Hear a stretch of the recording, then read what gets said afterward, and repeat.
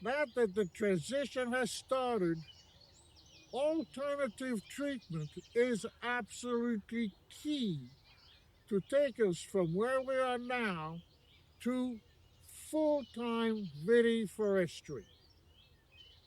Welcome to the North Face of Wine.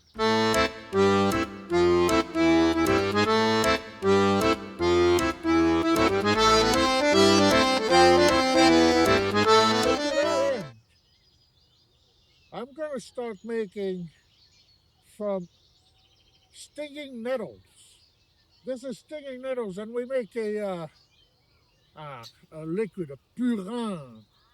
Purin is something that is fermented and absolutely stinks. That's why it's called purin. And stinging nettle is really crucial for some people, depending on the quality, to fight this mildew, this fungal disease that comes especially after rain. So I found a patch. I traveled around a bit. We're a few kilometers from the vineyard, and I found a great patch. I need about 1 kilo for every 1 liter, so I'm going to need about 30 kilos for 300 liters of water. And then there's a whole process in trying to find uh, some electromagnetism in it. We'll talk about that once I fully understand it, because I don't quite get it. It's not only making this, we have to have a proper ratio regarding vitamin C in the vines and all. Again, a process I don't fully quite understand right now. But I'm going to get started. I'm going to cut this, gather all this, and bring it home where there's a 300-liter vat waiting for it. Let's get started.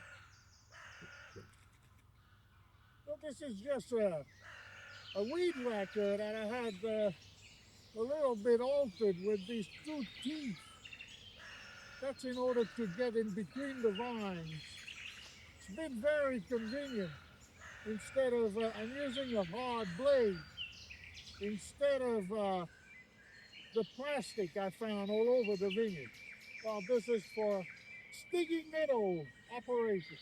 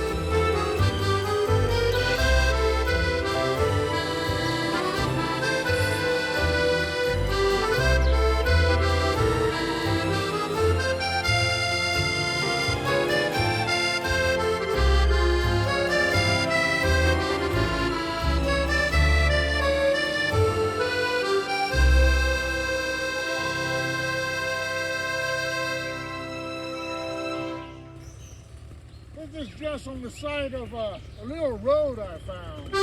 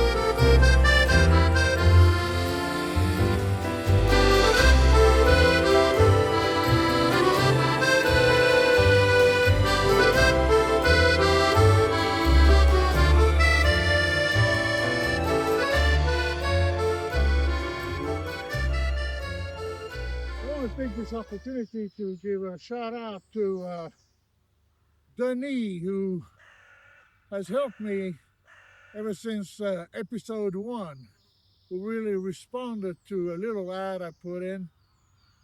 And he was there the next day. I can't thank him enough, and I hope he gets well very quickly. And shout out to my neighbor Bruno as well for being, come over here, come show your face, come over here. Bruno, who helped me uh, at first to, what do you call, prune the vines. Thank you. So, well, now the point is to gather this, probably get some more, and we'll make this this purin d'ortie, and we'll take it from there. I'll show you the final result.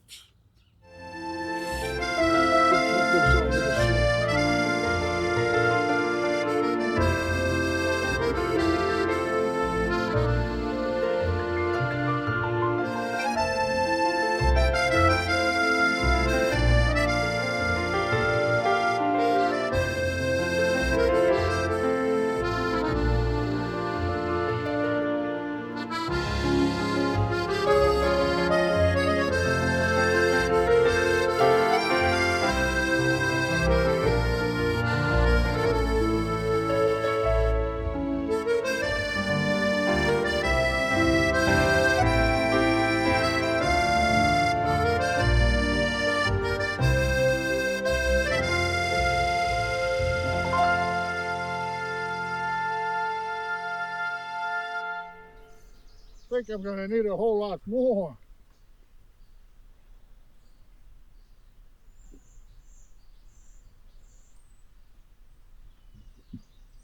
Ready to start. If I make about 300 liters, and if it is of good quality, that is, if the agro engineers who are sort of shouldering me in this process, if they agree with it, then I'll spread it. I'll use it to combat mildew, if there is any flood, by the way, because there's another, this I'm going to make. It has a great reputation, this purin d'ortie. It's interesting, this stuff used to be a weed that everybody wanted to kill. It's become valuable now. Anyway, let's try to put this in there.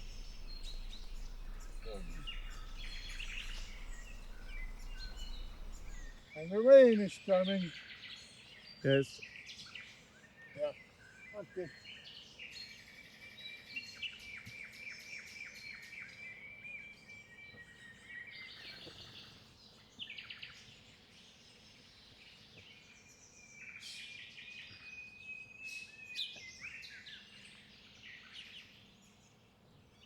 Okay.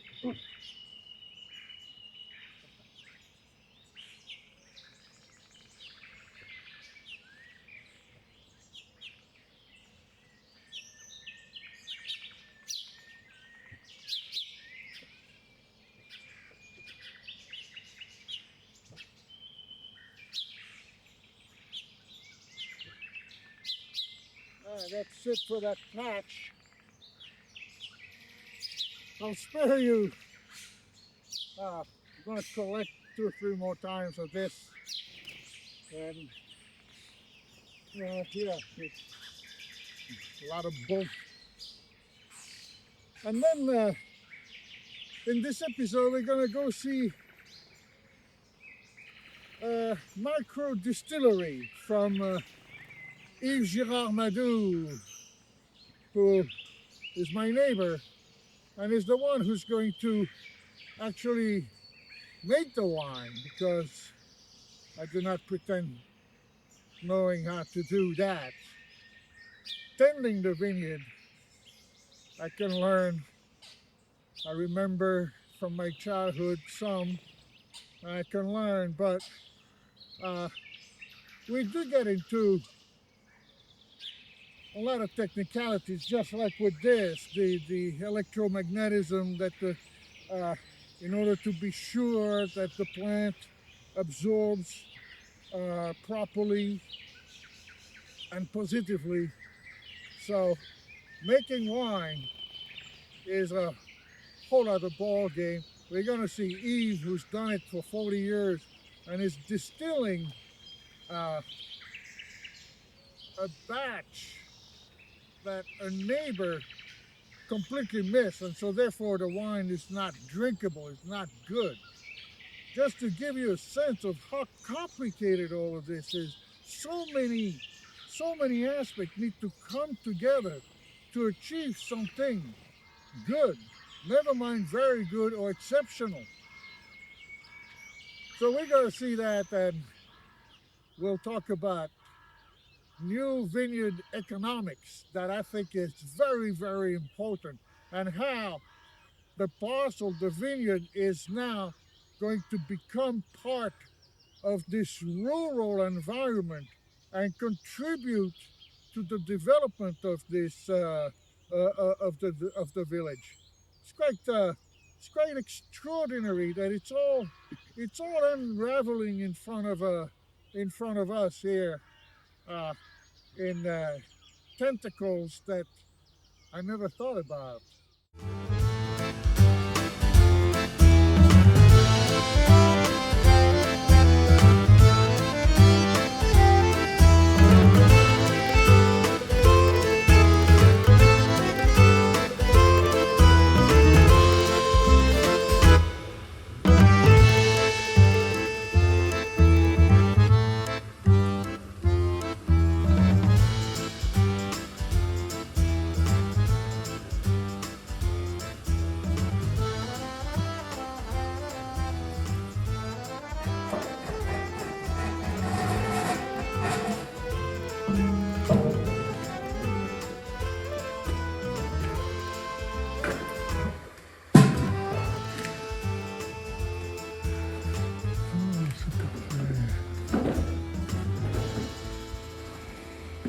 The story of this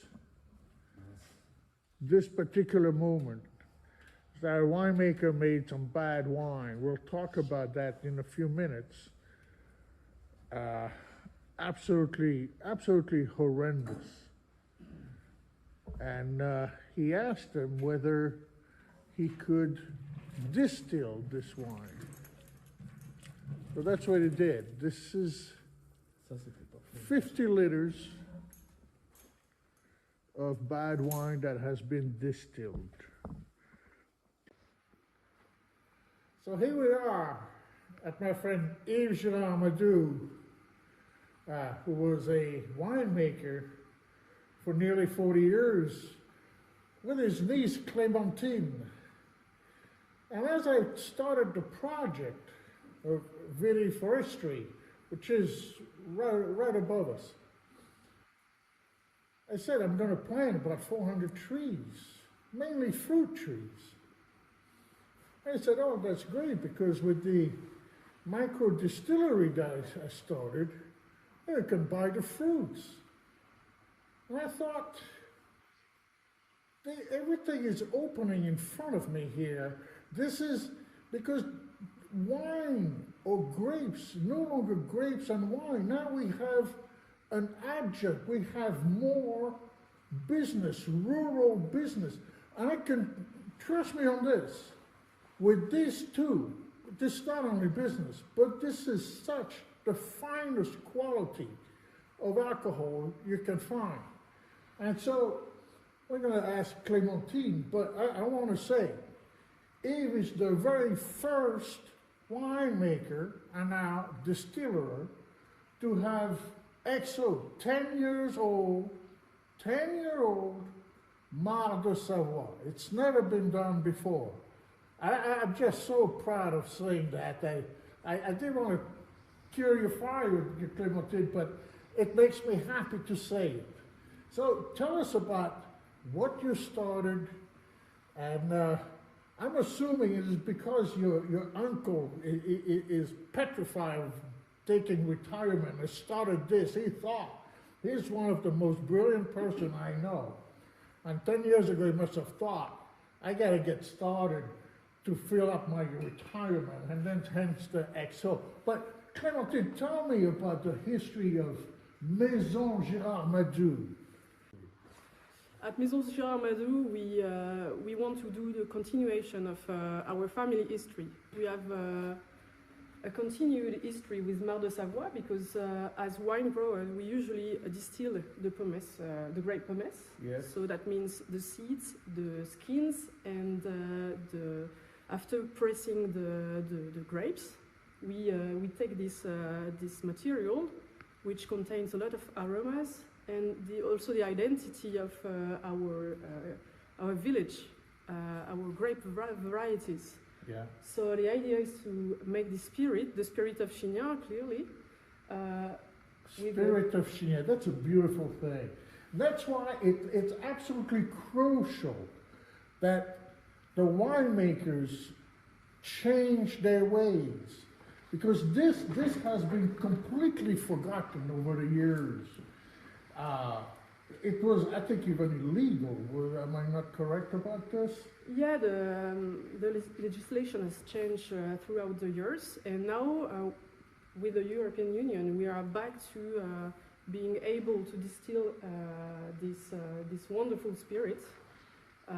It's also a tradition that was lost, and our aim here with Maison Gérard Madou is to give back to this wonderful spirit by creating an elevated experience. So, for example, we have, how to say, very rustic, basic Mar de Savoie, which is this one who's very crystal clear. White alcohol. And we think that aging in oak barrels, is what shapes the spirit. So, at Maison Gérard Madou, we are working on aging throughout the years, and we have this 7-year-old Mar de Savoie. And we thought, why stop there?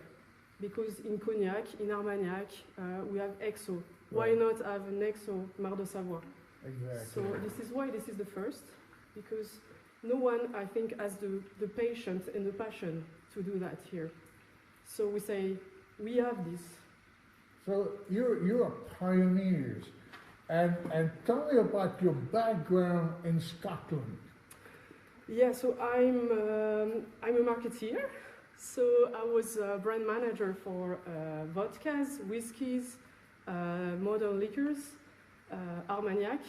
So my family is in the wine, but I thought it was not strong enough. So I wanted to literally. So I wanted to go in the spirits world and learn. And so I did my Erasmus in Glasgow. And I visited a lot of distilleries.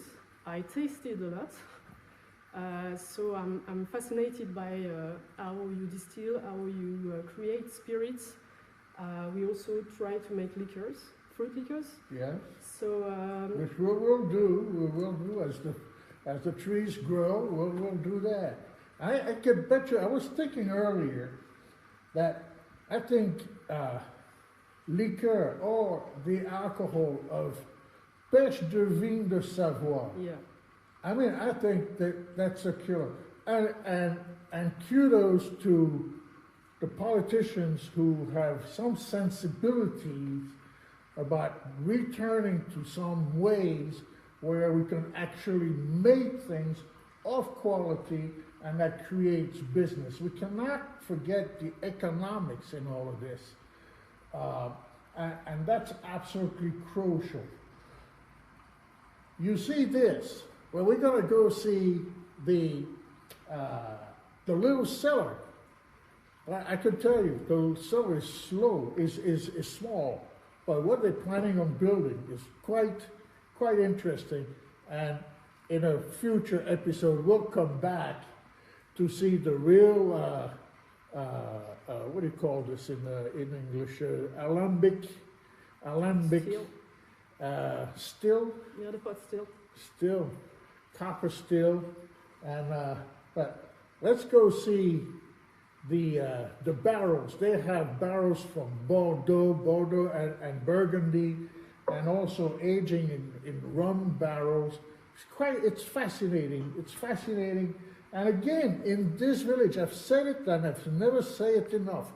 It's the variety of thought that is so interesting. Nobody is doing the same thing anywhere, from one parcel to another. And here we have two pioneers in what is something that will become, I'm sure, absolutely a very, very fruitful, let's say, business.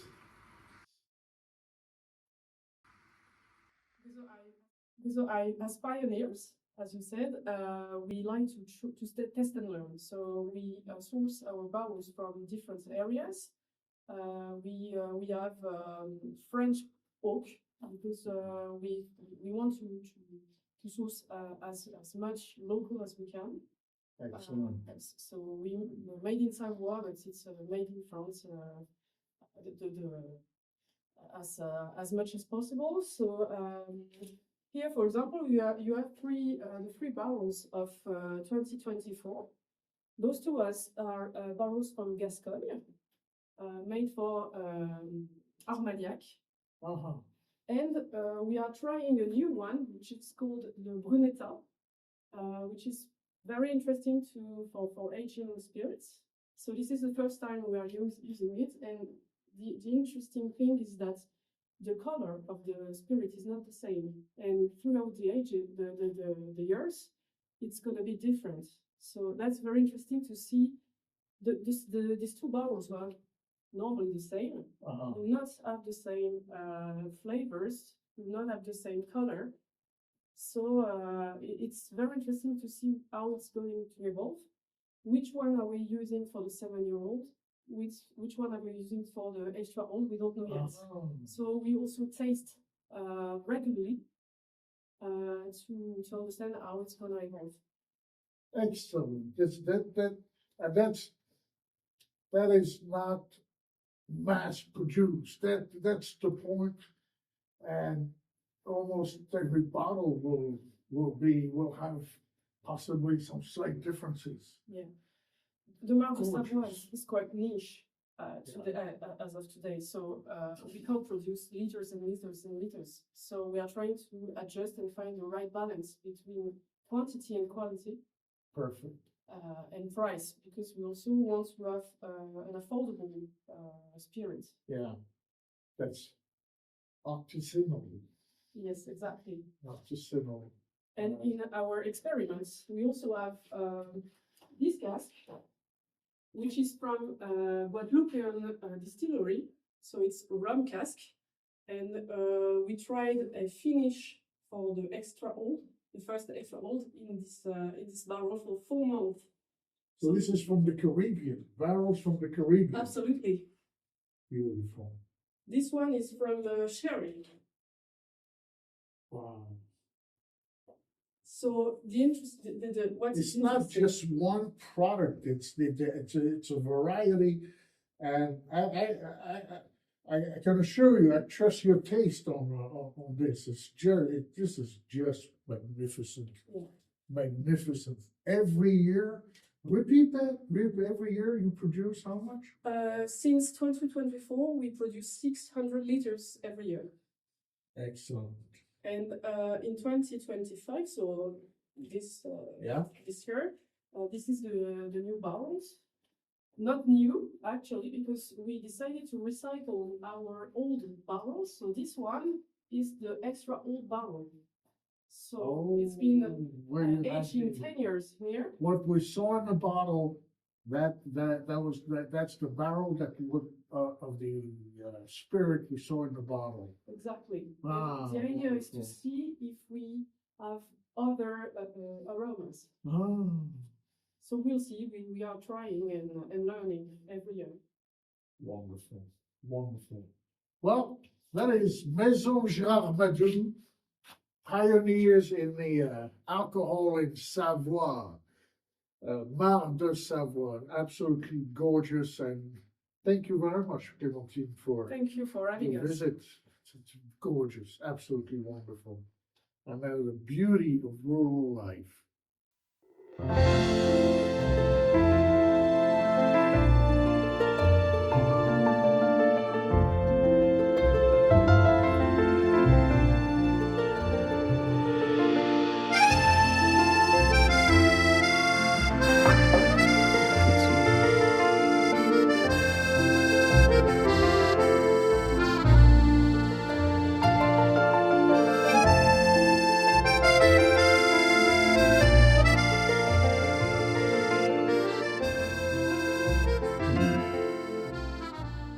This one is 2024, and this one is 2017.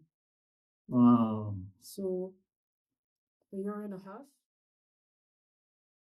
Well, isn't Clementine a most wonderful woman? I'm certain she and Uncle are going to do extremely well.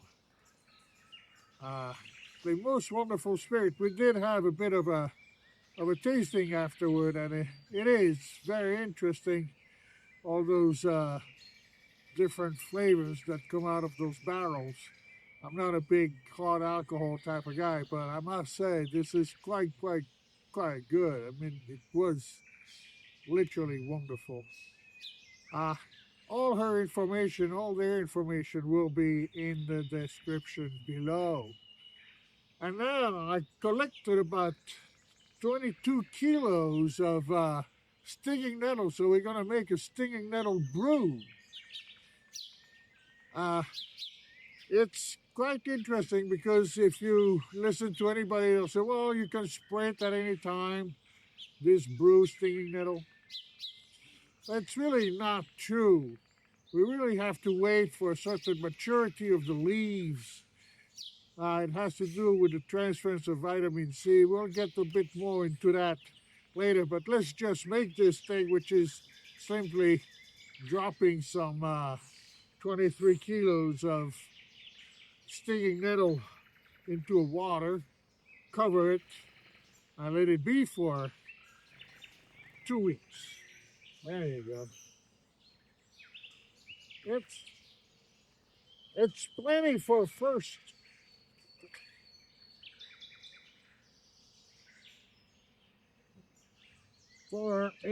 experiment. It's more than enough. Again, I don't run a garden. I run a vineyard, and we cannot afford to. We have to do things really properly, and I'm very glad I am shouldered by engineers who are looking for a bright future. So we just cover that and let it be for a couple of weeks.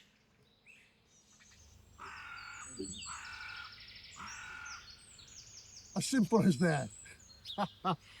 Then I'll measure the electricity literally in it. It has to be under 300 PE, I think. We'll get all of this right and spray it at the right time. See on a small piece of the vineyard and see if I notice a difference fairly quickly. Next time, I will present to you what I'm going to use mainly in the vineyard. It's an avant-garde type of product, really designed for transition into not have the vines dependent on treatment, but to get vines independent of treatment. And with that said, don't forget, in vines we trust.